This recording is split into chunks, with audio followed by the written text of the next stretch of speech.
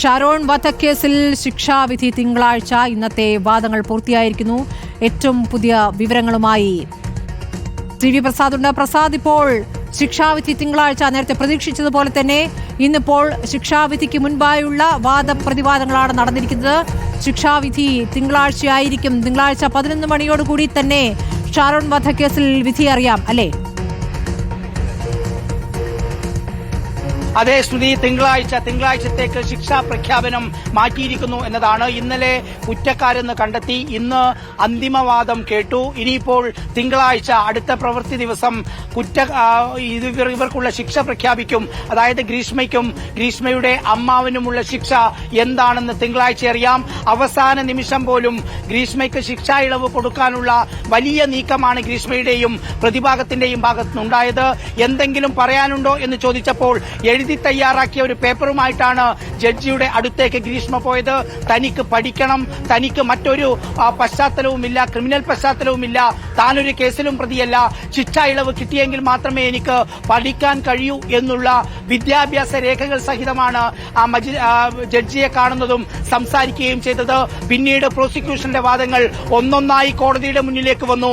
ഗ്രീഷ്മ എത്ര വലിയ കൊടും കുറ്റവാളിയാണ് എന്ന് തെളിയിക്കുന്ന രീതിയിലുള്ള വാദങ്ങളായിരുന്നു പ്രധാനമായും പ്രോസിക്യൂഷൻ മുന്നോട്ട് വെച്ചതെങ്കിൽ നേരത്തെ വിചാരണ കോടതിയിൽ പറഞ്ഞുവെച്ച വാദങ്ങൾ തന്നെയായിരുന്നു ഇപ്പോഴും ഇന്നും പ്രതിഭാഗം മുന്നോട്ട് വെച്ചത് എന്നതാണ്. അതായത് ആത്മഹത്യാ പ്രേരണയുള്ള ആളാണ് ഗ്രീഷ്മ, അതുകൊണ്ടാണ് കീടനാശിനി വാങ്ങിയത് തുടങ്ങിയ വാദങ്ങൾ. മാത്രമല്ല, ഏറ്റവും പ്രധാനപ്പെട്ട കാര്യം പറയാൻ ശ്രമിച്ചത് സാഹചര്യ തെളിവുകൾ മാത്രമുള്ള ഒരു കേസാണിത് എന്ന് പ്രതിഭാഗം ആവർത്തിക്കുകയാണ്.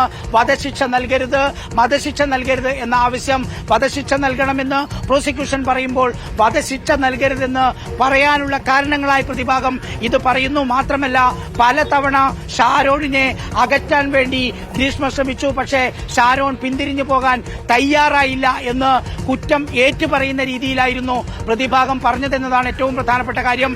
ഇനിയിപ്പോൾ ഗ്രീഷ്മ, അതുപോലെ ഷാരോണിന്റെ രക്ഷിതാക്കൾ, അതുപോലെ പ്രോസിക്യൂട്ടർ എല്ലാവരും പുറത്തേക്ക് ഇറങ്ങും എന്നുള്ളതാണ് ഏറ്റവും പ്രധാനപ്പെട്ട കാര്യം. എല്ലാവരും ഇപ്പോഴും കോടതി സമുച്ചയത്തിൽ തന്നെയാണ് ഉള്ളത്.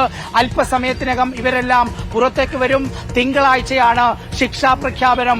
പ്രോസിക്യൂഷൻ പറഞ്ഞതുപോലെ ഏറ്റവും വലിയ ശിക്ഷ, വധശിക്ഷ നൽകണം എന്ന് പറയുന്ന ആവശ്യം അംഗീകരിക്കുമോ, അതല്ല ജീവപര്യന്തമായിരിക്കുമോ, അതല്ല ഇരട്ട ജീവപര്യന്തമായിരിക്കുമോ?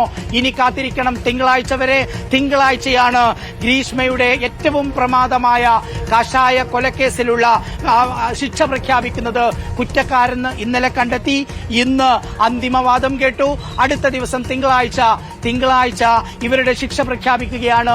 നെയ്യാറ്റിങ്കര അഡീഷണൽ ഷാരോണിന്റെ കുടുംബത്തെ സംബന്ധിച്ച് തിങ്കളാഴ്ച ഒരു നല്ല ദിവസമാകട്ടെ എന്ന് പ്രതീക്ഷിക്കാം. ശിക്ഷാവിധി കാത്തിരിക്കുന്നു ആ കുടുംബം. പരമാവധി ശിക്ഷ, തന്റെ ജീവനാണ് പോയത് എന്ന മകന്റെ മരണത്തിൽ അമ്മ ഇന്നലെ കരഞ്ഞുകൊണ്ട് പ്രതികരിച്ചത്. പരമാവധി ശിക്ഷ വേണം എന്നുള്ളതാണ് അവർ ആഗ്രഹിക്കുന്നത്.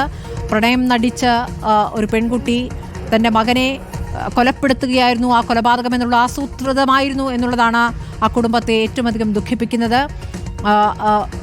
പ്രണയം അവസാനിപ്പിക്കാമായിരുന്നു, പക്ഷേ അതിനു പകരം ഒരു ജീവൻ എടുത്തതിലുള്ള ദുഃഖമാണ് ആ കുടുംബം പ്രകടിപ്പിച്ചപ്പോൾ പരമാവധി ശിക്ഷ എന്നുള്ള ആവശ്യം, ഞങ്ങൾക്ക് നീതി വേണം എന്നുള്ള ആവശ്യം ആ കുടുംബം മുന്നോട്ട് വയ്ക്കുമ്പോൾ വധശിക്ഷയാണ് ആ കുടുംബം ആഗ്രഹിക്കുന്നത്.